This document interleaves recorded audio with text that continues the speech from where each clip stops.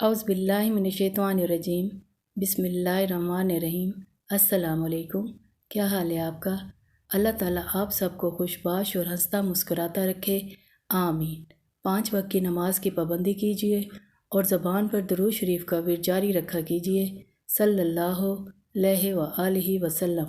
اپنی آج کی ویڈیو میں آپ کو ایک حدیث مبارکہ سنا رہی ہوں، جس میں آپ صلی اللہ علیہ وآلہ وسلم نے ارشاد فرمایا ہے کہ نماز فجر سے لے کر طلوع آفتاب کے وقت تک اور نماز عصر سے غروب آفتاب تک اللہ تعالیٰ کا ذکر کرنا کتنا افضل ہے۔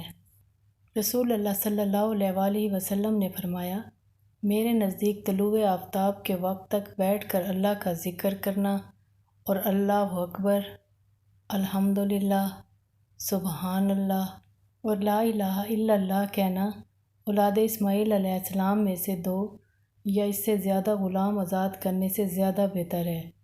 اسی طرح نماز عصر سے غروب آفتاب تک اللہ کا ذکر کرنا میرے نزدیک اولاد اسماعیل علیہ السلام میں سے 4 غلام آزاد کرنے سے زیادہ بہتر ہے۔ اللہ تعالیٰ ہمیں اچھی بات کہنے اور سننے کی ہمت اور توفیق عطا فرمائے، آمین۔ جزاک اللہ۔